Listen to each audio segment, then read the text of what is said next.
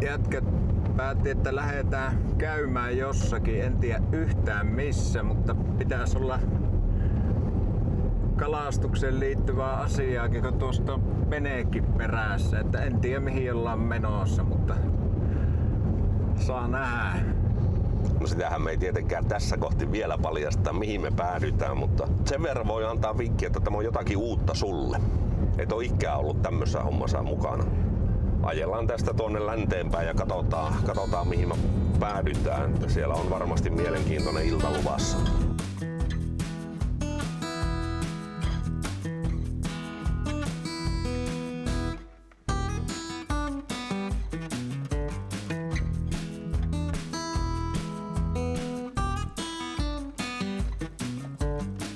Missäs me ollaan? Joo, siinähän on kuule meidän kuuluisa Tornionjoki, isojen lohien joki, Euroopan suurin vapaana virtaava lohijoki. Nyt on vene saatu tänne alas vedettyä, niin nyt mä rupean tästä järjestelemään nuo vavat ja katsotaan uistimet ja laitellaan niinku lähtökuntoon nyt ja lähdetään sitten joelle. Eli sinuthan tuotiin lohen kalastukseen. Saatoi arvatakin. Se ei ole ikinä mulla tuossa siiman päässä se lohi käynyt. Niin. Sitä minä en sulle uskalla luvata, mutta mä oon jo näyttänyt sulle lohen kuitenkin. Niin, tuollahan niitä pomppii. Joo, tässä päästiin kaikki näkemään jo lohen hyppy tässä. On kiva lähteä lohesoutuun, kun on nähnyt kalan, niin se on niin kuin motivaatio heti korkeammalla. Joo, kyllä. Havainto tekee mukavaa tästä. Mulla on täällä tämmöiset laitatelineet, missä vavat kulkee niin sanotusti ajon aikana. Siellä on nuo metallinväriset telineet, missä vavat on silloin kun kalastetaan. Ja sitten tuossa on väsytysputki ja tuolla toinen. Eli nyt jos meillä olisi lohi kiinni ja tarvii noita muita vehkeitä ottaa ylös, niin pannaan vapaa tähän ja nähdään kuinka se vapaa tuolta taipuilee, kun se lohi potkii ja siima on korkealla, ettei ota niin herkkään kiviin. Tupla-airot, eli tässä on airot keulassa istuvalle. Sitten tuolla on toiset airot, jotka on alempana vapojen luona. Pystyy myös yksin kalastaa ja pystyy kalastamaan semmoisen vieraan kanssa, joka ei niinku sen kummemmin osaa. Eli minä oppaana voi hoitaa soutamisen ja vavaat ja vieras voi ottaa valokuvia ja odottaa, kun minä ojennan sitten sen lohivavaa käteeltä. Ja monenko vuoden kokemus sulla tässä on? No tämä on 30. vuosi nyt ja Elämysvirta yrittäjänähän mä oon tehnyt 10 vuotta nyt tätä hommaa. Että kilometrejä on aika paljon tässä vedessäkin. Se on sillä lailla, että nyt on vähän niin kuin asiantuntija mukaan. Kyllä minä itsekin tiedän, että kyllä tässä lajissa niin olen aika osaava tekijä. Mullahan on täällä kameraa aina, saadaan hienoja videoita, kun lohi iskee kiinni ja hyppii tuolla veneen takana. Ja tämä ketjuankkuri, eli minä voin tuolta soutupaikalta laskea ja nostaa ankkuri, eli minä voin tarvittaessa pysäyttää veneen tonne virtaukseen. Varsinkin kun yksin on vesillä tai sitten vieraan kanssa tulee semmoinen tilanne, että siinä tarvii niin kuin nousta auttamaan sitä vierasta. On turvallista pistää vene paikalleen ja johonkin rannan viereen parkkiin ja siitä hoitaa hommat. Tuolla se onnistuu. Kyllä meidän tärkein tehtävä tänään on se, että saadaan kalusto tähän kuntoon ja laitetaan tuosta moottori paikalle ja käydään ottamassa semmonen tutustumiskierros tuonne, käydään kattoo vähän nämä vedet. Me ollaan mullekin uudella kohdalla. Mä oon kalastanut tuossa jonkun matkan päässä tuolla suunnassa ja muutaman kilometrin päässä tuolla suunnassa, mutta en justiin tässä. No jos me mietitään opasnäkökulmasta tätä asiaa, niin loppukausi tästä elokuun loppuun asti niin käytetään näihin opiskelureissuihin ja opetellaan joka kivi, mitä täällä joesta löytyy ja paikat. Ja sitten ensi vuonna, kun tehdään näitä opastettuja reissuja tänne, niin sitten mä tiedän ne joka paikka ja se on iso turvallisuustekijä, että mä tiedän missä voi ajaa, missä on turvallista soutaa. Tuolla sitten jossain kohti kun zoomailet, niin tuolla näkyy isoja kiviä ja kallioita tuolla. Jos semmoiseen tuo virtaus painaa veneen, niin se pystyy katkaiseen tämän puuvenneen. Et se on niin kuin valtavan iso turvallisuustekijä, että minä oppaana tunnen tämän veden. Nyt on jo nähty tässä lohia liikkuvan, eli meillä on täysin realistiset mahdollisuudet saada. Toki lohen soutu on laji ja lohen kalastus yleensäkin, että saattaa olla, että jossain kohti kalastuttaa muutamia päiviä tai jopa muutamia viikkoja, jos olosuhteet on huonot, mutta tällä hetkellä on aika hyvät olosuhteet, niin en olisi täysin hämmästynyt, vaikka se kajahtaisi jo tälle illalle kiinni. Se on se aloittelijan tuuri semmonen, että Sen varaan minäkin tässä lasken, että jos saadaan aloittelija veneeseen, niin saadaan lohikin. Se antaa ensimmäisen kalan sille uudelle kalastajalle helpolla, mutta sen jälkeen alkaa sitten se kivinen tie ja opettelu. no niin. Sopivasti alkoi sataamaan just kun päästiin tähän veneen kyytiin, niin saa nähdä, että tykkääkö se lohi syödä sateellakin.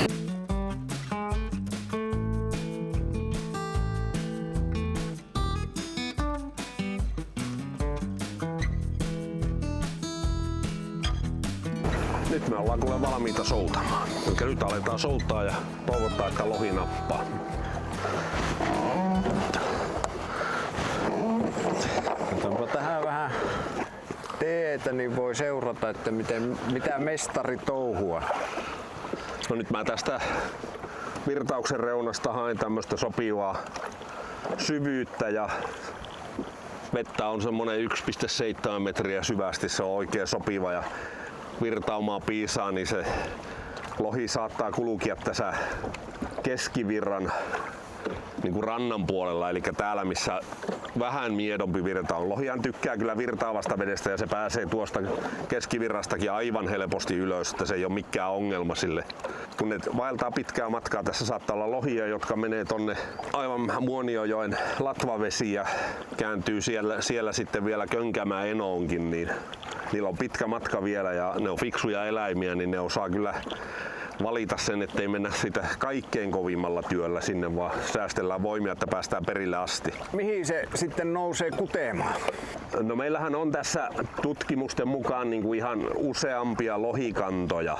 Kolarin alapuolellahan joki haarautuu sillä tavalla, että Tornionjoki eli Torne-Elvi jatkaa tonne Ruotsin ja sitten siellä on sivuhaara, joka on erittäin merkittävä ja se Muonionjoki on todella merkittävä lohen tuotantoalue. Lohi niin kuin jakautuu moneen osaan ja 1/3 lohista jatkaa Rajajokea pitkin sinne Muonionjokeen ja sinne Könkämäenoon suuntaan ja 2/3 kääntyy sinne Ruotsin puoleiseen Torne-Elviin ja sieltä sitten Lainioelviin. Mutta kalojahan kutee koko joen matkalla, että aivan Torniosta alkaen 500 kilometrin päähän, niin kaikkialla ne kutee täällä. Ja jokainen lohi palaa siihen syntymäalueelleen ja kutee sitten aikanaan siinä. Se on aika erikoinen eläin. On vähän semmoinen tuntuma, että tuohon kun mennään vielä 10 metriä rannemmas, niin meillä on kalaa kiinni siellä. En sano, että onko lohi. Tässä on muitakin kaloja. Mitäs kaloja tässä on? Löytyy matikasta alkaen, eli madetta, ahventa, haukea. Täällä harjuskanta on aika vaatimaton tuolla ylhäällä Muonionjoella. Se on paljon parempi, että siellä on ihan tavallinen sivusaalis. Meritaimenhan nousee myös tälle korkeudelle. Taimenen tilanne noin yleisesti ottaen on niin heikko, että se on kokonaan rauhoitettu tällä joella ja meillä on uistinvalinnalla pyritty siihen, että siellä nyt ei ihan ne ykköstaimenkamppeet ole, että meillä on pyritty laittamaan ykköslohikamppeet kiinni. Mikäs on se kaikista suurin lohi, mikä sieltä on löytynyt? No kyllähän tämä kuulostaa vähän jo leuhkimiselle, mutta se on valtavan kokoinen kala. Se on 130-senttinen uroslohi, eli oikea kojaamo. Ja sehän painoi sitten tietenkin yli 20 kiloa, että se oli 21 kiloa. Se on tullut Muonionjoelta. Ja jos se olisi saatu tästä niin kuin tähän vuoden aikaan, eli suht alkukaudesta, niin se olisi painanut lähemmäs 30 kiloa. Yli 25 kiloa kuitenkin. Mutta se saatiin elokuussa, tai sain sen ihan yksin. Mä olin kalassa ja se nappasi kiinni, niin se oli pudottanut sitä painoa, mutta Luke tutki sen suomun ja totesi, että kyllä se Tornion kohdalla sen 25 kiloa on painanut. Mikä on Luke? Luonnonvarakeskus, joka seuraa ja tarkkailee. Niillä on kuule tuossa Kattilakoskella tässä joella, niin siellä on tämmöiset tutkat, eli mehän saadaan aika tuoretta tietoa tästä, kuinka paljon lohia nousee. Ja olikohan nyt muutama päivä sitten yli 2000 lohta niin kuin päivässä. Joo.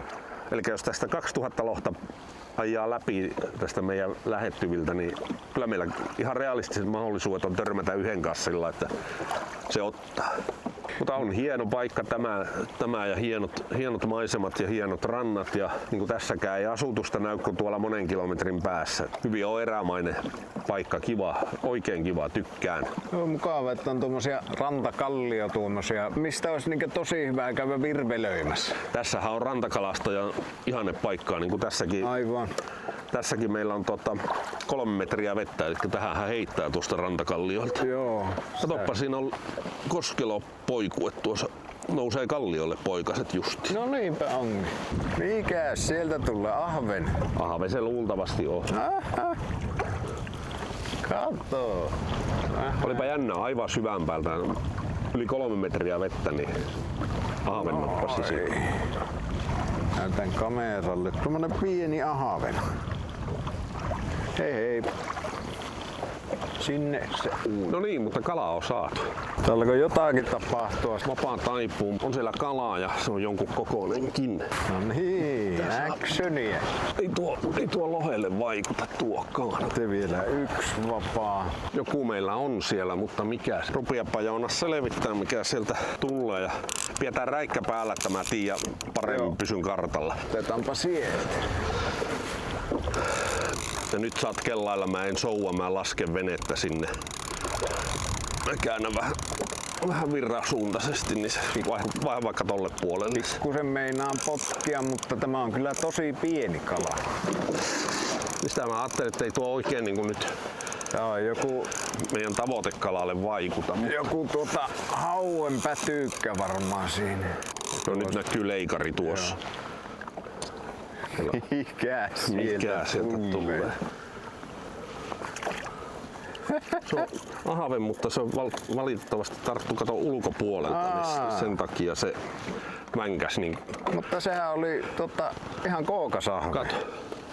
Sehän on jotakin muutama 100 grammanen. Joo, tommonen. Semmonen sieltä tuli. Komian kokoinen ahve. Nyt täällä on vaihtunut tämä keli, niin käydään pakilla ja mä lähdetään vähän kattoo uusia värejä.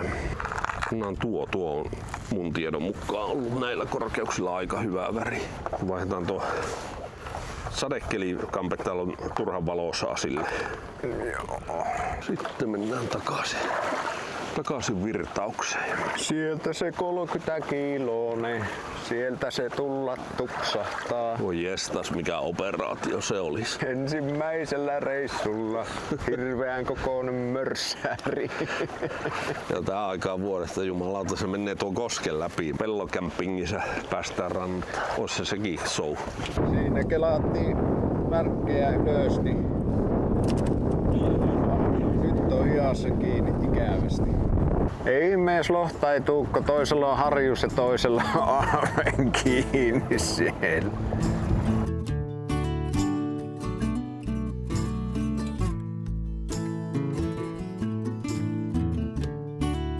Tämä oli tämmönen paikan testausreissu ja hyvinhän se meni. Saatiin kaikki vehkeet toimimaan niin kuin niiden kuuluukin toimia ja saatiin jokea vähän tutuksi, paikkoja katsottua ja saatiinhan me muutama kalaakin.